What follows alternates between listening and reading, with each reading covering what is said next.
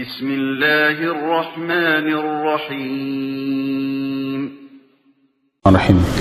إن الحمد لله نحمده ونستعينه ونستغفره ونعوذ بالله من شرور أنفسنا ومن سيئات أعمالنا من يهده الله فلا مضل له ومن يضلل فلا هادي له وأشهد أن لا إله إلا الله وحده لا شريك له وأشهد أن محمدا عبده ورسوله يا أيها الذين آمنوا اتقوا الله حق تقاته ولا تموتن إلا وأنتم مسلمون. அன்பார்ந்த அல்லாஹ்வின் நல்லடியார்களே, இன்றைய இந்த ஹுத்பா உரையிலே இமாம் அவர்கள் அல் இனாயத்து பில் அப்னா வ மஸ்ஊலியத்து தர்பியத்திஹிம், பிள்ளைகளை பராமரிப்பதும் அதேபோன்று அவர்களை வழிநடாத்துவதன் பொறுப்பும் என்ற தலைப்பின் கீழ் இமாம் அவர்கள் இங்கே சில விடயங்களை எங்களுக்கு முன்வைத்தார்கள். அந்த விடயங்களை உங்களோடு இன்றைய அதனுடைய மொழிபெயர்ப்பாக நான் பகிர்ந்து கொள்கின்றேன். அல்லாஹு தஆலா மனிதர்களுக்கு வழங்கியிருக்கக்கூடிய அருள்களிலே மிகப்பெரிய ஒரு அருள்தான் எங்களுடைய இந்த குழந்தை பாக்கியம், எங்களுடைய இந்த சந்ததிகள் என்பது அல்லாஹு தஆலா எமக்கு தந்திருக்கக்கூடிய மிகப்பெரிய ஒரு அருள்கள். அதே போன்று அவர்கள்தான் எங்களுடைய ஜீனத்துல் ஹயாத்து துன்யா, இந்த உலகத்தினுடைய ஜீனத் அவர்கள். அதே போன்று அவர்கள் எங்களுடைய குர்ரத்து ஆயுன், எங்களுடைய கண்குளிர்ச்சியாக அவர்களை வைத்திருக்கிறான். அதே போன்று அவர்கள்தான் எங்களுடைய மரணத்துக்கு பின்னால் எங்களை நினைவுபடுத்தக்கூடியவர்களாகவும் அவர்களை என்ன செய்திருக்கிறான், அல்லாஹு தஆலா வைத்திருக்கிறான். அல் குர்ஆனிலே சூரா கஹ்ஃபினுடைய 46வது வசனத்திலே அல்லாஹு தஆலா சொல்லி காட்டுகின்றான், அல் மாலு வல் பனூன ஜீனத்துல் ஹயாத்தி துன்யா, நிச்சயமாக சொத்துக்களும் அதே போன்று சொத்து செல்வங்கள், அதே போன்று எங்களுடைய பிள்ளை குட்டிகள் எல்லாம் இந்த உலகத்தினுடைய ஜீனா, இந்த உலகத்தினுடைய அலங்காரங்கள் என்று அல்லாஹு தஆலா எங்களுக்கு சொல்லி காட்டுவதை நாங்கள் பார்க்கலாம். எனவே இந்த குழந்தை பாக்கியம் என்பது, இந்த எங்களுடைய குழந்தைகள் என்பது அவைகளை வைத்துக்கொண்டு வெறுமனே நாங்கள் பெருமை அடிப்பது மாத்திரமல்ல, அவர்களை வைத்துக்கொண்டு அவர்களை வைத்து பெருமை அடிப்பது மாத்திரமல்ல, அவர்களை நல்ல முறையிலே வளர்த்தெடுப்பது எங்களுடைய கடமை, அது எங்களுடைய தக்லீஃப் கடமை. அதே போன்று மஸ்ஊலியா எங்களுடைய பொறுப்பு, அதே போன்று அமானா அது என்னது, எங்களுக்கு கொடுக்கப்பட்டிருக்கக்கூடிய அமானிதம் என்பதை நாங்கள் ஒவ்வொருவரும் புரிந்து கொள்ள வேண்டும். அல்லாஹு தஆலா அல் குர்ஆனிலே சூரா தஹ்ரீமினுடைய 6வது வசனத்திலே சொல்லி காட்டுகின்றான், யா அய்யுஹல்லதீன ஆமனு கூ அன்ஃபுஸகும் வ அஹ்லீகும் நாரா, ஈமான் கொண்டவர்களே, நீங்கள் உங்களையும் உங்களுடைய பிள்ளைகளையும் என்ன செய்யுங்கள், நரகத்தை விட்டும் பாதுகாத்துக் கொள்ளுங்கள் என்று அல்லாஹு தஆலா சொல்லி காட்டுகின்றான். இதே போன்ற நபி ஸல்லல்லாஹு அலைஹி வஸல்லம் அவர்கள் சொன்னார்கள், குல்லுக்கும் ராஇன் வ குல்லுக்கும் மஸ்ஊலுன் அன் ரஇயத்திஹி, நீங்கள் ஒவ்வொருவரும் எனது பொறுப்பாளர்கள், உங்களுடைய பொறுப்புகளை பற்றி நீங்கள் என்ன செய்யப்படுவீர்கள், விசாரிக்கப்படுவீர்கள். எனவே அந்த அடிப்படையிலே ஒரு ஆண் அவனுடைய பொறுப்பின் கீழே உள்ளவர்களை பற்றி விசாரிக்கப்படக்கூடியவள், அதே போன்ற ஒரு பெண் அவளுடைய பொறுப்பின் கீழே உள்ளவர்களை பற்றி விசாரிக்கப்படக்கூடியவர்கள் என்பதை நபி ஸல்லல்லாஹு அலைஹி வஸல்லம் அவர்கள் சொல்லி இருக்கின்றார்கள் என்பதையும் நாங்கள் பார்க்கலாம். அன்பார்ந்த அல்லாஹ்வின் நல்லடியார்களே, பிள்ளைகளை நல்வழிப்படுத்துவதற்கான வழிகளிலே முதலாவதாக இங்கே இந்த ஹுத்பாவிலே இமாம் அவர்கள் குறிப்பிட்டார்கள், அவர்களை நாங்கள் என்ன செய்யணும், முஹாஃபிதன் அலஸ் ஸலா, அவர்களை தொழுகையை பேணி தொழக்கூடியவர்களாக அவர்களை நாங்கள் என்ன செய்யணும், அவர்களை உருவாக்க வேண்டும். அதே போன்று முஸ்தகீமன் அல தாஆ, அவர்கள் பெற்றோர்களுக்கு அதே போன்று அல்லாஹ் ரசூலுக்கு கட்டுப்படக்கூடியவர்களாக அவர்களை உருவாக்க வேண்டும். அதே போன்று முஹிப்பன் லில் குர்ஆனி வ சுன்னா, அவர்கள் குர்ஆனையும் சுன்னாவையும் விரும்பக்கூடிய நேசிக்கக்கூடியவர்களாக நாங்கள் அவர்களை வளர்த்தெடுக்க வேண்டும். இந்த நிலையிலிருந்து அவர்கள் வழி தவறி போகும்போது அது எங்களுக்கான மிகப்பெரிய ஒரு நஷ்டமாகும் என்பதை ஒவ்வொரு பெற்றோர்களும் புரிந்து கொள்ள வேண்டும். ஐயுஹல் முஸ்லிமூன், முஸ்லிம்களே, இந்த பிள்ளைகளை வழிநடாத்துவதிலே இரண்டாவது உள்ளதான் பெற்றோர்கள் மீதான அவர்களுக்குள்ள இரண்டாவது பொறுப்பு என்னவென்று சொன்னால், அவர்களுக்கு என்ன செய்ய வேண்டும் என்று சொன்னால், அவர்களுக்கு அல் அகீதா அஸ் ஸஹீஹா, சரியான அகீதாவை, தெளிவான அகீதாவை அவர்களுக்கு கற்றுக் கொடுக்க வேண்டும், சொல்லிக் கொடுக்க வேண்டும். அந்த அமைப்பிலே அவர்களை வளர்க்க வேண்டும். அதே போன்று யுஅல்லிமுஹுமுத் தௌஹீத், அவர்களுக்கு என்ன செய்ய வேண்டும், தௌஹீதை, ஏகத்துவத்தை அவர்களுக்கு கற்றுக் கொடுக்க வேண்டும். அதே போன்று அவர்களுடைய உள்ளங்களிலே அல்லாஹ்வுடைய முஹப்பத்தையும் அல்லாஹ்வுடைய முஹப்பத்தையும் அதே போன்று முராகபத்துஹு, அல்லாஹ் எங்களை கண்காணித்துக் கொண்டிருக்கிறான், அல்லாஹ் எங்களை பார்த்து கொண்டிருக்கிறான் என்ற அந்த சிந்தனையை அவர்களுடைய உள்ளங்களிலே விதைக்க வேண்டும் என்பது பெற்றோர்கள் ஒவ்வொருவருடைய பொறுப்பாகவும் இருக்கிறது. இதைத்தான் நபிமார்களுடைய வழிகாட்டலிலிருந்து நாங்கள் படிப்பினையாக பெற்றுக்கொள்ளலாம் என்று 2 நபிமார்களுடைய செய்தியை சொல்லி காட்டுகின்றார்கள். முதலாவது இப்ராஹிம் அலைஹிஸ்ஸலாம் அவர்கள் தன்னுடைய பிள்ளைகளுக்கு செய்த வசியத், சூரா பக்ராவினுடைய 122வது வசனம். அவர்கள் சொல்கின்றார்கள், யா பனிய இன்னல்லாஹ் அஸ்தஃபா லக்குமுத்தீன, என்னுடைய பிள்ளைகளே, அல்லாஹு தஆலா உங்களுக்கு இந்த மார்க்கத்தை பொருந்தி தந்திருக்கின்றான், உங்களுக்கு என்று தேர்ந்தெடுத்து தந்திருக்கின்றான். ஃபலா தமூதுன்ன இல்லா வ அன்தும் முஸ்லிமூன், எனவே நீங்கள் முஸ்லிம்களாகவே மரணிக்க வேண்டும் என்று அவர்கள் அங்கே தங்களுடைய பிள்ளைகளுக்கு வசியத் செய்தார்கள். அதேபோல் லுக்மான் அலைஹிஸ்ஸலாம் அவர்கள் தன்னுடைய பிள்ளைக்கு செய்த உபதேசம், யா புனைய லா துஷ்ரிக் பில்லாஹ், எனது அருமை மகனே, அல்லாஹ்வுக்கு நீ இணை வைக்காதே என்று தன்னுடைய மகனுக்கு உபதேசம் செய்தார்கள். இன்ன ஷிர்க லதுல்முன் அலீம், என்று சொன்னால் நிச்சயமாக இணை வைப்பது என்பது மிகப்பெரிய ஒரு அநியாயம் என்று லுக்மான் அலைஹிஸ்ஸலாம் அவர்கள் சொன்னார்கள். எனவே பிள்ளைகளுக்கு தெளிவான அகீதாவை, நல்ல அகீதா சஹீஹாவையும் அதே போன்று அவர்களுக்கு தௌஹீதையும் அவர்களுக்கு கற்றுக் கொடுக்க வேண்டும் என்பதை பெற்றோர்கள் புரிந்து கொள்ள வேண்டும். அதே போன்று பெற்றோர்கள் பிள்ளைகளுக்கு என்று விட்டு செல்லக்கூடிய அல் மீராஸ், மிகப்பெரிய சொத்து எது என்று சொன்னால் அல் ஈமான், அவர்களுக்கு நல்ல ஈமானை கொடுக்க வேண்டும். வத் தக்வா, அவர்களுக்கு அல்லாஹ்வை பற்றி அந்த அச்சத்தை கொடுக்க வேண்டும்.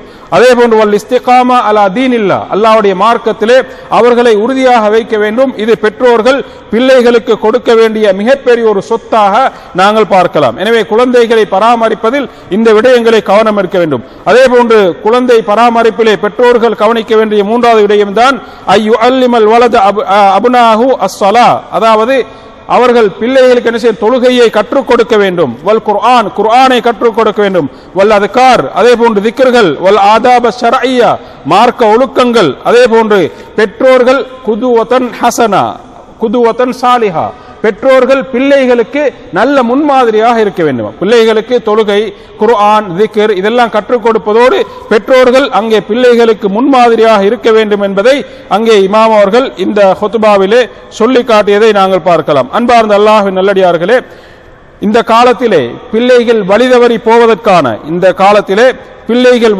போவதற்கான பிரதான காரணங்களில் ஒன்றுதான் பெற்றோர்கள் பிள்ளைகளை கண்காணிக்காமல்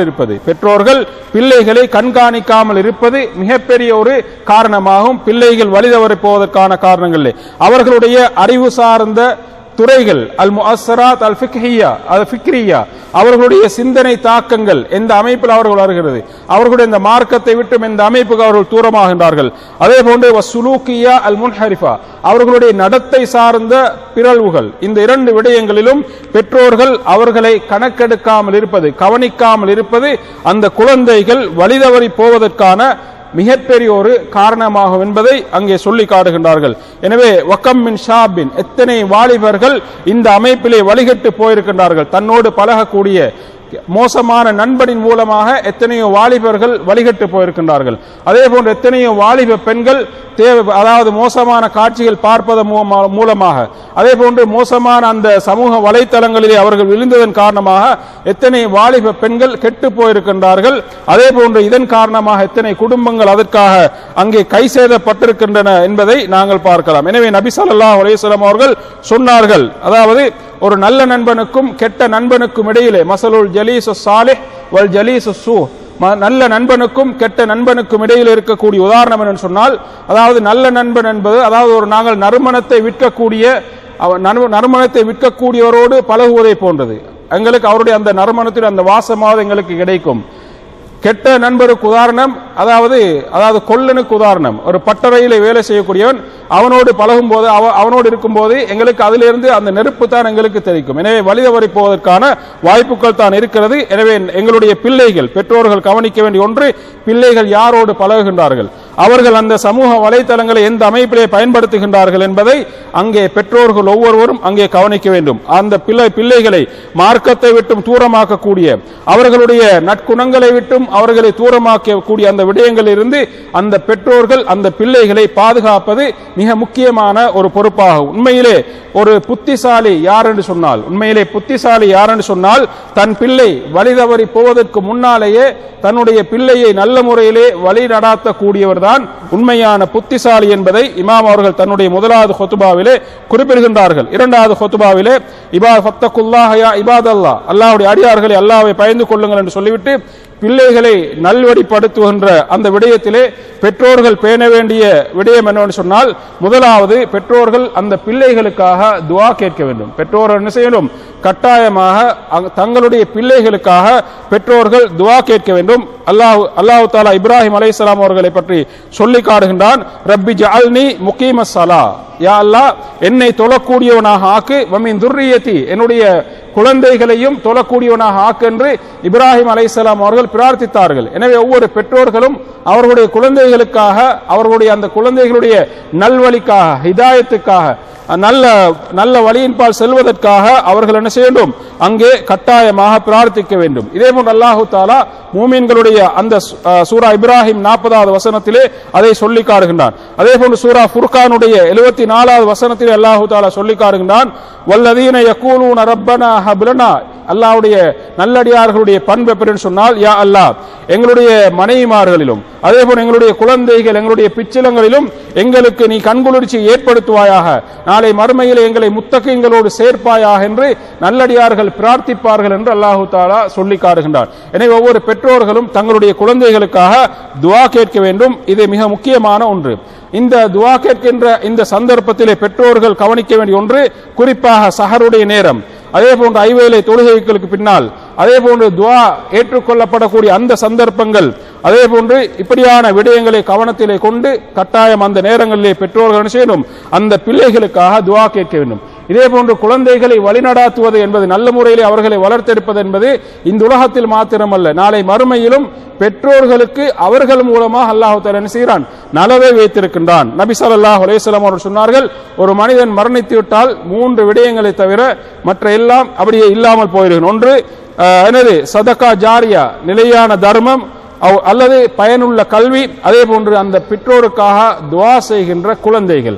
எனவே எங்களுக்கு பின்னால் எங்களுடைய குழந்தைகள் எங்களுடைய மக்ஃபிரத்துக்காக, எங்களுடைய ரஹ்மத்துக்காக பிரார்த்திக்கக்கூடிய பிள்ளைகளாக நாங்கள் என்ன செய்யணும்? உருவாக்க வேண்டும். எனவே பிள்ளைகள் விடயத்திலே இந்த விடயத்தையும் நாங்கள் கவனிக்க வேண்டும். பிள்ளைகளுக்காக நாங்கள் துஆ கேட்க வேண்டும். அதே போன்று பிள்ளைகளை நல்வழிப்படுத்துவது என்பது பெற்றோர்களுடைய பொறுப்பு மாத்திரமல்ல, பெற்றோர்களுடைய பொறுப்பு மாத்திரமல்ல, மஸ்ஊலியா முஷ்தரிகா, அது ஒரு கூட்டு பொறுப்பு. அந்த ஊர்ல இருக்கக்கூடிய அந்த அதாவது குடும்பத்தினுடைய, அதே போன்று ஊர்ல இருக்கக்கூடிய பாடசாலையினுடைய, வல் மஸ்ஜித், அதே போன்று பள்ளிவாசலுடைய, அதே போன்று ஊர்ல இருக்கக்கூடிய ஏனைய நிறுவனங்கள் எல்லாம் சேர்ந்து அந்த குழந்தைகளை நல்வழிப்படுத்துவது எல்லோருடைய ஒரு பொறுப்பு. வெறுமனே பெற்றோர்களால் மாத்திரம் அந்த குழந்தைகளை முழுமையாக நல்வழிப்படுத்த முடியாது. இவர்களும் அங்கே கூட்டாளிகளாக, கூட்டு பங்குதாரர்களாக சேர வேண்டும். அப்படி சேருவதன் மூலமாகத்தான், எல்லோருமாக ஒன்று சேர்ந்து அந்த பிள்ளையை நல்வழிப்படுத்துவதன் மூலமாகத்தான் அந்த சமூகமும் அதே போன்று அந்த ஊரும் அங்கே அதை பிரயோசனம் அடையும். அந்த குழந்தை, அந்த பிள்ளை வழிதவறி போனால் அது சமூகத்துக்கும் அதே போன்று அந்த சமுதாயத்துக்கும் எல்லோருக்குமே அங்கே சீர்கேடாக மாறும். எனவே அந்த நிலைகள் வராமல் இந்த குழந்தைகளை நல்வழிப்படுத்துவது எல்லோருடைய பொறுப்புமாகும் என்பதை இங்கே இமாம் அவர்கள் தங்களுடைய ஹுத்பாவிலே சுருக்கமாக சொல்லி காட்டிவிட்டு அதற்கு பின்னால் அவர்கள் என்ன செய்கிறார்கள்? அங்கே துஆ செய்கின்றார்கள். பிள்ளைகள் ஃபத்தகுல்லாஹ ஃபி அப்னாயிக்கும், உங்களுடைய பிள்ளைகள் விஷயத்திலே நீங்கள் அல்லாஹ்வை பயந்து கொள்ளுங்கள். வஹ்சினு ஃபி தர்பியத்திஹிம், அந்த குழந்தைகளை நல்ல முறையிலே வளர்ப்பதிலே நீங்கள் பொறுப்போடு நடந்து கொள்ளுங்கள். அதே போன்று அவர்களுக்காக துஆ செய்யுங்கள். நாளை மறுமையிலே நீங்கள் ஒவ்வொருவரும், பெற்றோர்கள் ஒவ்வொருவரும் கட்டாயமாக அவர்களை பற்றி விசாரிக்கப்படுவீர்கள். அல்லாஹும்ம அஸ்லிஹ் அப்னாஅனா வ பனாதனா வஹ்திஹிம் லிமா துஹிப்பு வ தர்லா. யா அல்லாஹ், எங்களுடைய ஆண் பிள்ளைகள், பெண் பிள்ளைகள் எல்லோரையும் நீ எந்த அமைப்பிலே பொருந்திக் கொள்கின்றாயோ அந்த அமைப்பிலே அவர்களை வழிநடாத்துவாயாக. அதே போன்று அவர்களை எங்களுடைய எங்களுக்கான கண்குளிர்ச்சியாக ஆக்குவாயாக என்று இப்படி அவர்களுக்காக பிரார்த்தனைகளை செய்து, அதே போன்று ஏனைய இந்த நாட்டினுடைய ஏனைய முஸ்லிம்களுக்காகவும் இந்த நாட்டினுடைய ஆட்சியாளருக்காகவும் எல்லோருக்காகவும் அங்கே பிரார்த்தித்து விட்டு இமாம் அவர்கள் அவர்களுடைய அந்த 2வது ஹுத்பாவையும் முடித்துக் கொண்டார்கள். வ ஆகிரு தஅவானா அனில் ஹம்துலில்லாஹி ரப்பில் ஆலமீன்.